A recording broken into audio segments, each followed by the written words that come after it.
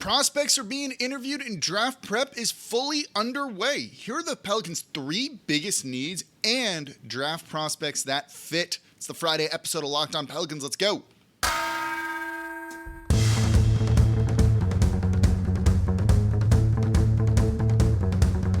You are Locked On Pelicans, your daily New Orleans Pelicans podcast. Part of the Locked On Podcast Network, your team every day. Welcome to another edition of Locked On Pelicans, the daily podcast covering your favorite team, the New Orleans Pelicans and NBA, part of the Locked On Podcast Network, your team every day, available wherever you get your podcasts and available on YouTube. I'm your host, Pelicans Insider, credential member of the media, Jake Madison, at NOLA Jake on Twitter. Here with y'all on this Friday, final show of the week. We're going to talk some draft prospects and Pelicans needs in today's show. I've got three categories that I think the Pelicans need to try and fill, and I've got prospects that fit into all of those buckets, and I'm curious your thoughts on these guys and who you want to see the Pelicans draft. Today's episode of Locked On Pelicans brought to you by Bird Dogs. Go to birddogs.com/LockedOnNBA, and when you enter promo code LockedOnNBA, they'll throw in a free custom Bird Dogs Yeti-style tumbler with every order. And of course, thank you for making Locked On Pelicans your first listen today and every day. We're here Monday through Friday. No one else comes to you like this, completely free, breaking down everything you want to know about this team. Draft prospects, trade targets, the big picture around the team. We do it all completely free, no hot takes. Just subscribe wherever you get your podcasts. And if you want to support the channel, become an everydayer, because we're going to have a lot of draft profile breakdowns on everyone the Pelicans are going to be looking at. I also have some updates on who they're going to bring in for workouts. I tend to get that info, and I'll make sure I'm sharing that with y'all as well. So let's get into it. Three categories that I think the Pelicans are kind of looking at, three needs. First and foremost, they need a scoring/shot creator. They also need more athletic shooting wings and a versatile rim-protecting big man. Those are kind of broad, and some prospects are going to fit into multiple of those buckets, but we'll tackle them one by one here, and we'll do more deep dives on prospects a little bit later in the draft process, starting next week, but this kind of gives you a general idea of some of these guys and what they're capable of doing and where they kind of fit into all of this. So I'm leaving out a couple of the big names. We're obviously not talking Victor Wembanyama. There's no point. I don't really think we're going to need to talk about Scoot Henderson either.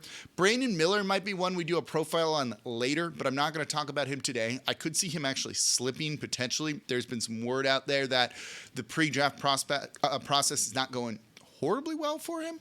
And then you also have the Thompson twins, Amen and Asur Thompson. I don't think they're going to be in the Pelicans range, but I love both of those guys tremendously. They both would kind of fit in the scoring shot creator and athletic shooting wings too. But let's look at kind of scoring shot creators. These are more guards than anyone else. And I do think there's a number of players that really fit into that. First and foremost, the one that jumps out to me is Anthony Black, freshman out of Arkansas. Great size at 6'7", with a lot of athleticism to him. Guy that can pass the ball, not an elite scorer, but if he's going to kind of create for others, I think that's what you look at him. This guy looks more like a true point than some of the other guys that we're going to look at here, even though he's not. And he has great size. Plug and play. Put him in, going to elevate others. He's not going to be the shooting you need, but can he make life easier for Brandon Ingram, Zion Williamson, and CJ McCollum when those guys aren't handling the ball? I do think Anthony Black out of Arkansas is going to be very much capable of that. Next guy I want to look at is out of Michigan. And when we did the live show and the immediate reaction to the lottery, I mentioned his teammate, but not him. And this is a guy that I can tell you I'm going to get very high on as I do a little bit more draft prep, and that is Kobe Bufkin out of Michigan. I really like what I've seen of this guy. We'll do a whole show on him, and this is a guy that I'm starting to get really, really high on. Decent size, 6'4". He's young. He's not even going to be 20 years old by the time that he's drafted. He is he's fast. And, you know, he really reminds me of a guy that we saw succeed in the playoffs and have a lot of success, and that's Tyrese Maxey. And I was really high, if you remember a couple of years ago now, on Tyrese Maxey going into that draft prospect. I thought he was one of the better point guards in that draft. And would have loved if the Pelicans got him. And the fact that he fell as much as he did kind of surprised me. And I see tons of shades of Tyrese Maxey and Kobe Bufkin. A guy that can play on both sides of the ball, that is lightning fast, needs to work on his three-point shot a little bit more, but it projects to do fairly well at the NBA level, and he's a good free throw shooter, which is what you're looking at when it comes to that sort of thing. He's a guy that's going to grow on me as I look at him, I should say, more and more and more. And he got better as the season went on. And I think that's sometimes one of the more important things you want to look at when it comes to some of these prospects. Get better as the season goes on. Don't kind of revert, I think, a little bit. Another guy that I do like here too, also out of Arkansas, and that is Nick Smith. They had a very good backcourt this year. Young, going to be even younger than Kobe Bufkin is going to be. Good size, it's 6'5". It's kind of a combo guard. If you need someone that can come in and potentially score and be like a microwave scorer, I think this is a guy that could do it. The problem with him is he doesn't shoot particularly well. He shot from the field 37.6%. That's not great. 33.8% from three. I think he can become a good enough shooter, but he's not elite at any of it. But the other athletic pieces to his game really are there. If you need kind of your scoring six-man off the bench, it could be him. Could be. Not going to say for sure that it is, but the tools are there for him to eventually be pretty good, I think. He also didn't play as much as you would have liked, didn't really do as well in some of those games as he could have. That's a little bit of a problem to me, but the Pelicans do often like taking kind of project guys that have the tools they think could do well, and he kind of fits that bill, I think. Though I think I like Black a little bit better than I do him. That might change later. Another two guys before we wrap up this segment here is Keontae George out of Baylor. I think he's got a lot of tools that you would like to see. Scoring is very good. Again, young as well. Looks like he can dish the ball just enough as well as give you the scoring that you need. And when you see a guy like that, I'm kind of paying attention. He has a very pretty free throw stroke and form, and I think that's going to translate well. I think he's going to be a very good shooter at the NBA level. What I also like is that he's aggressive and that he gets to the line and does draw free throws. Something that Pelicans should be doing more of to take advantage of when you get into the bonus with Zion Williamson and Brandon Ingram. We know they need this type of player. We saw the offense kind of struggle and grind to a halt when some guys were on the bench, and it was a little too predictable at times when certain guys were on the court and then some guys weren't on the court because they were out injured. You need a type of guy like that, and I think George can definitely do that. And then finally, the last guy I want to look at here is Jordan Hawkins out of UConn on these kind of scoring shot creators.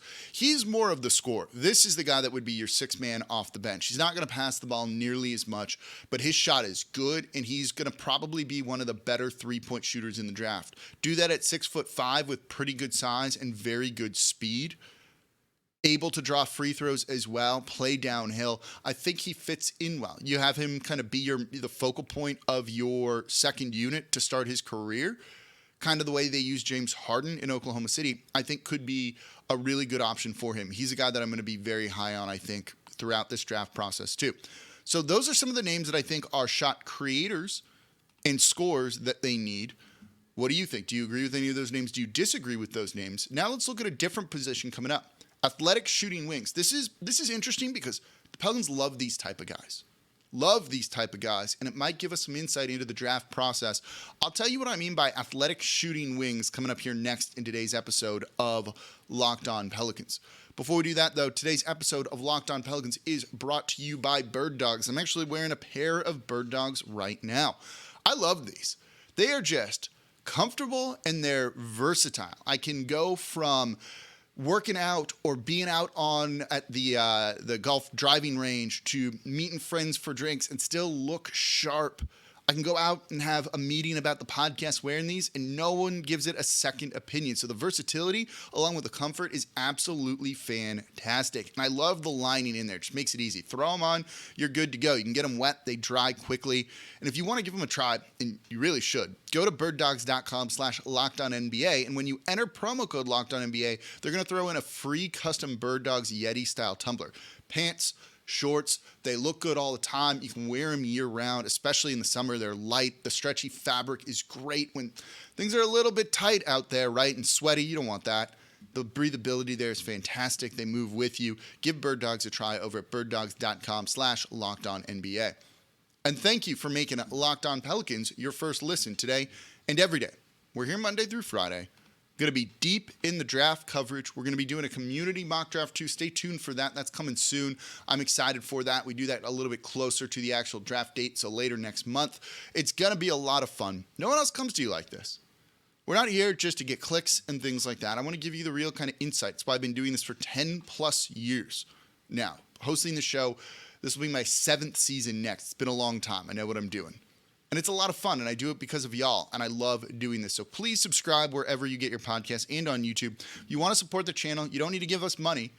Just become an everydayer. Listen Monday through Friday. More draft profiles coming next week. Trade targets for the Pelicans too. What they need to do this offseason. Everything you want to hear. And we'll also be back to doing live shows very, very soon as well. So I'm looking forward to it. And comment down below on YouTube. Who do you want to see the Pelicans draft at 14? Any of the names I mentioned? Did I leave someone out? And I might have. So let's get to a different draft profile. Athletic shooting wings. Tall shooting wings is what you could say there too. Think Trey Murphy. Pelicans drafted him because they thought he could shoot really well. And then he has all of the tools to put everything together, even if it's a little bit raw. But at 6'9", 6'10", you like the size that he brings because that is height's a skill. Height's a skill that you can't teach, that you can't improve upon for the most part. Guys that are tall have an advantage in the NBA. Tall guys is a good thing, especially when they have athleticism and they're not like centers where they can't defend on the perimeter. So athletic, tall, shooting wings. Herb Jones kind of fits into that profile, I think, too. Brandon Ingram fits into that profile. Najee Marshall does. They like these type of guys. And there's a couple of them in this draft that I like a lot. And so if you're looking for a position that feels safe, if you were like betting on this, maybe at, any of the places that you could go and do all of that you easily could come in and say, this is a safe pick for the Pelicans and put some money down on that, maybe over at FanDuel, and feel pretty good and pretty safe about everything. So, athletic shooting wings. Let's go into them. First one that I really like here is Taylor Hendricks out of UCF. 6'9" as a freshman. Averaged 16 points and 7 rebounds per game, and he looks to be a very good NBA three-point shooter. Again, form is good, shooting above 75% from the free throw line. I think in his first couple of seasons, this is a guy that could shoot 37% from three. Just, you see shades of Trey Murphy III there. Shot 40% in college, 39.4% this season as a freshman. He's more of a power forward than a wing, but he can play on the wing. He's got good athleticism there too. This is a guy that I think won't be available at 14, but if he falls, this is someone the Pelicans really need to take a long look at because I think he's going to do very well in the NBA. Another guy that fits into this would be Grady Dick, freshman out of Kansas, 6'7" with a very good wingspan. And he might be the best shooter in this draft. 40% from three on almost 6 attempts per game in his lone college season.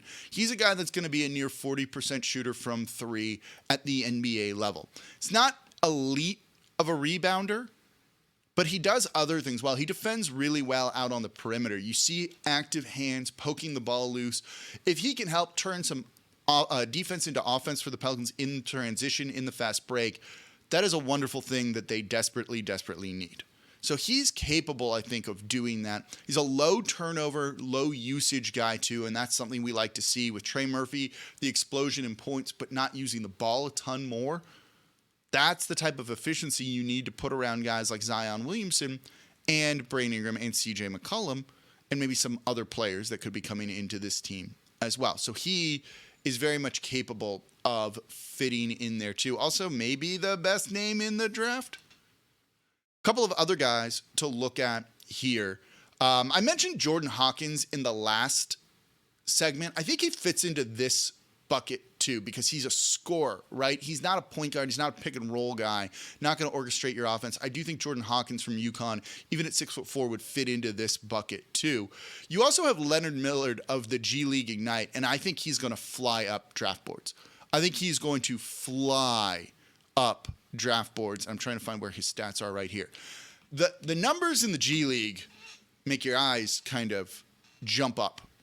They were good. He's also 6'10" with a 7'2" wingspan. He's young. And he does a lot of things well. He put up in the G League, where did the numbers just go? I just lost them. And that's a shame. 20.5 points per game, 12.3 rebounds. Okay. And he's a wing. This guy is definitely a wing, in my opinion. That's per 36 minutes. Those weren't his per game averages. Those look good.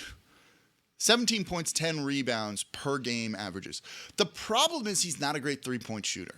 The problem is he's not a good three-point shooter at 30.4%. Form looks good, but in any stop he's ever had, he just has not been a very good three-point shooter, and it's a little bit surprising. If they can work with him on that, though, that's the type of guy that I think could become an elite player out there on the court and really boost things for the Pelicans. I believe his combine numbers were incredible, and that type of athleticism means he's going to fly up draft boards. Wouldn't be shocked if he's flying up the Pelicans draft board either. And then the final guy I want to look at here, who I'm not as high on as I've seen some other people, and that is Chris Murray, brother of Keegan Murray, who's on the Kings, who was actually very good last year. Put up good numbers, 20 points per game, 8 rebounds. I don't think he's going to be an amazing three-point shooter. He's also going to be 23 next season, so he's on the older side. But at 14, if you can get a dude that's just a solid player and is going to do a good job, and you look at Keegan Murray, he was very good for Sacramento Kings. There we go. I never think about the Kings, so it's tough to remember them.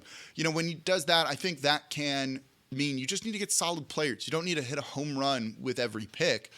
A guy like Murray, going to be good, will contribute, doesn't have the ceiling of any of the other guys we've mentioned here, I don't think. But do you need that? I'm not sure that you do. It's better just to put good basketball players on the team, and there's something to be said for that, especially at 14. Top 5, maybe not. 14, I think you can change your draft approach a little bit. So those are kind of the athletic shooting wings for the most part, or guys that could grow into being shooting wings. Pelicans like that profile. Tall, can launch some threes, do some other things. That works. But there's one final hole.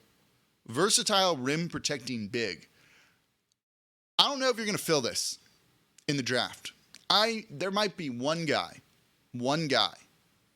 And I don't know if I'm comfortable with the Pelicans drafting that guy, given some of the history. I'll let you know who that is and why not, coming up here next in today's episode of Locked On Pelicans.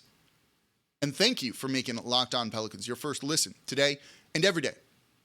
We're here Monday through Friday. Don't take a day off. You want your Pelicans fix. You want to know who they're going to draft. You want the insight. We're going to give you all that. I'm going to get who their workouts are. I'll share those with y'all, and it'll give us some insight into what the off-season plans are going to be. We have more guests coming up, too. It's going to be a real fun off-season, including the live shows again, where I can take your questions in the moment. The color here is terrible. There we go. So let's keep looking at draft profiles for the Pelicans, but positions they need to fill. That scoring shot creator, likely a guard, athletic shooting wings, they just like those guys. I don't know if there's a huge need there, but more of those guys in the NBA on your team, only a good thing. And if you're not a fan of Jonas Valanciunas, and I think he was one of the more consistent guys on the team, but I've also said I don't think he has much of a future here if they're not going to close games with him and use him in the way that he should be used. So bring someone new in. And you'd ideally like someone that can play out on the perimeter and just kind of fits what they do defensively more. And also maybe gives you some rim protection too. That said, that position is not exactly an easy thing to fill. Every team wants someone that can defend on the perimeter, give you rebounds, and also block shots. That's like a premium position, and there's not a ton of guys there. And there's also not a ton of guys in this draft that do this. I don't think you're going to end up filling this need here. I think there is one guy. And, from the little I'd seen of him during the season, I didn't love him, and then I watched more of his film and tape the past couple of days, and that's Dereck Lively II out of Duke, and he is growing on me big time. I think he's going to be good.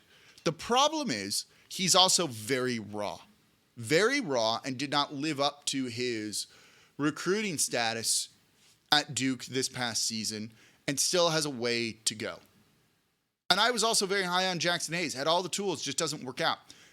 It's much more hit or miss when you bring in that raw of a big man prospect. I thought Jackson Hayes was the perfect big to pair with Zion Williamson, especially in that draft. I still mean that. The problem is, it hasn't worked out. So do you go with a little bit of a safer pick than maybe a raw big man when New Orleans hasn't had the success they wanted with Jackson Hayes? You ready to potentially go through that again with Dereck Lively II?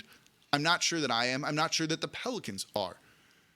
But you want a guy with good athleticism and good size, 7'1", yeah, and he can defend on the perimeter. The more I watched him, it was like, oh, he does that a lot. He also is great down low at blocking shots, 2.4 blocks per game. He's not an offensive threat.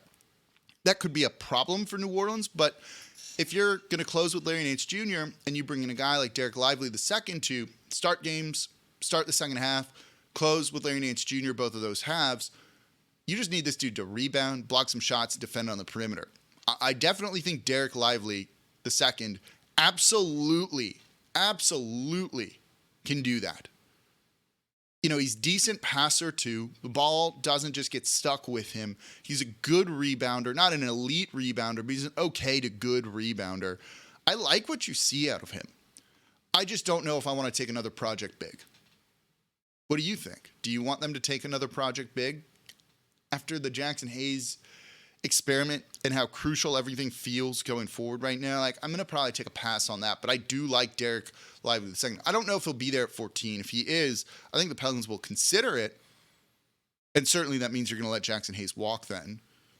It'll be interesting. I'm sure they'll bring him in for a workout too, but he's a guy that has grown on me the past couple of days, and I think will continue to grow on me as well. And I think I'm going to end up really liking him. The problem is they just have like a high flame out rate, but he has all the tools to be very good in the modern NBA, I think. But I do think you're going to address the center position through a trade or free agency as opposed to doing it through the draft. There's really no one else at the center position for where the Pelicans would be picking that I particularly like. And so that's why this segment kind of short, and you're going to fill this other ways than trying to do it through the draft. So, any names that I missed? Any of those names that I said that you're really high on? In the Pelicans range. Don't say Scoot Henderson. Don't say trade up for Scoot Henderson. Look at 14 and who might be available there. Who do you like? Who do you want to see draft profiles on? Let me know in the comments down below and on Twitter at NolaJake. And become an everydayer because you don't want to miss out on any of these profiles. We'll bring in also our Locked On NBA Big Board Draft experts. There's 3 of them. They're awesome. They're all at the Combine right now. All of them. On location for Locked On at the Combine, getting all of that insight. I talked to a few of them recently. It's going to be fun having them on the show, giving you their draft insight. They're probably the best around. Go listen to Locked On NBA Big Board. And that's going to do it for this episode of Locked On Pelicans. Thank you all so much for listening. As always, I'm your host, Jake Madison, at NolaJake on Twitter. And I'll be back with y'all on Monday to start doing draft prospect profiles.